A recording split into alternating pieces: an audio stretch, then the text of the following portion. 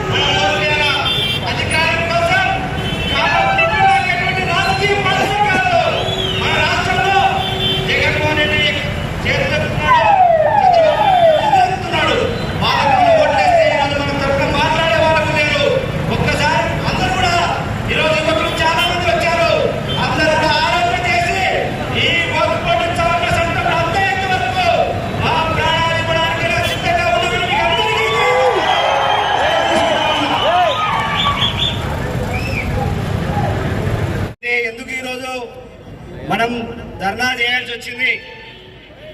ఎందువల్ల వచ్చింది మీకు ఒక 5 నిమిషాలు తెలుసు, కానీ మేము చెప్పాల్సిన బాధ్యత ఉంది కాబట్టి చెప్తా ఉన్నాం.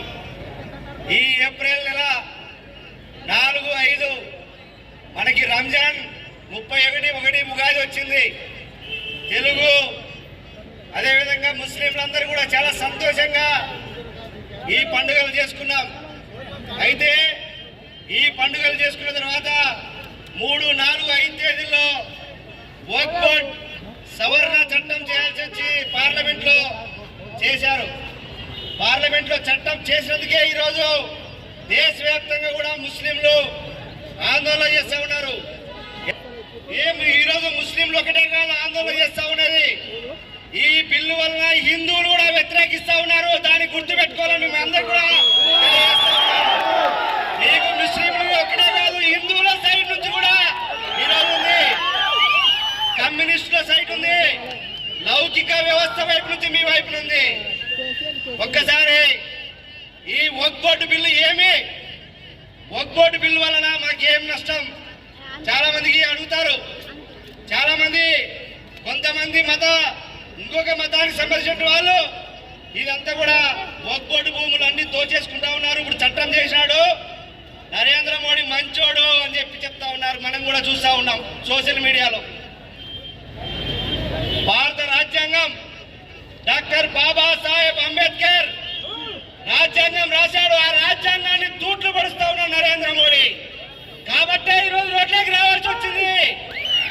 ఆర్టికల్ 26, ఆర్టికల్ 24, ఆర్టికల్ 25, ఆర్టికల్ 14లో స్పష్టంగా రాయబడింది, వక్ఫ్ బోర్డు ఏ మతం చెందినటువంటి ఆస్తులు ఆ మతానికి సంబంధించినటువంటి వాళ్ళ పెద్దలతో ద్వారా వాళ్ళ ఇష్టానుసారంగా చేసుకోవచ్చని ఆర్టికల్ చెప్తా ఉంది. నరేంద్ర మోడీకి ఏ ప్రమాదం వచ్చింది? నరేంద్ర మోడీకి ఒక్కడే ప్రమాదం. ఈ వక్ఫ్ బోర్డు భూముల్ని సవరణ చేయాలి. అసలు వక్ఫ్ బోర్డు భూములు ఎన్ని ఉన్నాయి మన దేశంలో తెలుసా? ఈ భారతదేశంలో 9 లక్షలకు పైగా వక్ఫ్ బోర్డు ముస్లింల భూములు ఉన్నాయి. ఉమ్మడి ఆంధ్రప్రదేశ్ లో 1,45,000 ఎకరాల వక్ఫ్ బోర్డు భూములు ఉన్నాయి. మన కర్నూలు జిల్లాలో కూడా, ఉమ్మడి కర్నూలు జిల్లాలో 28,795 30 సెంట్ల భూమి ఈరోజు వక్ఫ్ బోర్డు భూమి ఉంది.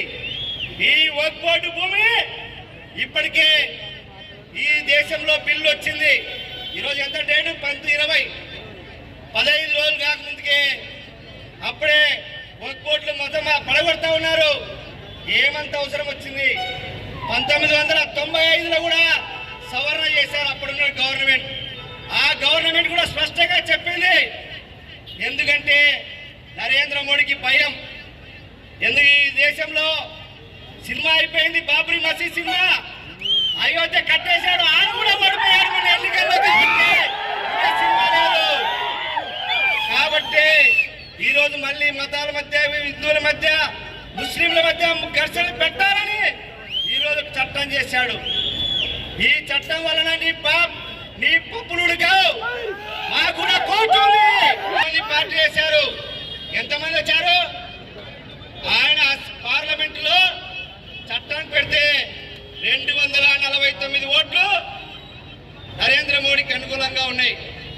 మనకు అనుకూలంగా 196 ఓట్లు వచ్చినాయి.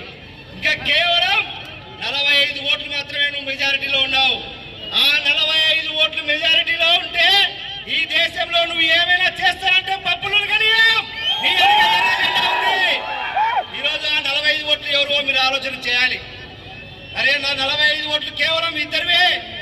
ఒకటి మన ఆంధ్రప్రదేశ్ ముఖ్యమంత్రి నారా చంద్రబాబు నాయుడు, రెండోది నితీష్ కుమార్, జేడీయూ నితీష్ కుమార్.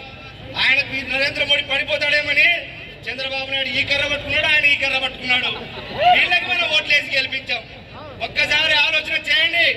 మనం ఎన్నికలు ఏ రాజకీయ పార్టీ అయినా ఉండొచ్చు, తెలుగుదేశంలో ఉండొచ్చు, వైఎస్ఆర్ ఉండొచ్చు ఈరోజు. కానీ ఈ దేశంలో మైనార్టీల మీద దాడులు జరుగుతూ ఉన్నాయి. మేమందరినీ కూడా అడుగుతా ఉన్నా, 2014 నుంచి అధికారంలోకి వచ్చిన నరేంద్ర మోడీ కేవలం రైతులకు ఏమైనా చేశాడా? లేదా విద్యార్థులు చదువుకునే నిరుద్యోగులకు ఏమైనా చేశాడా? మహిళల మీద అత్యాచారాలు ఆపాడా? ఎక్కడా లేదు.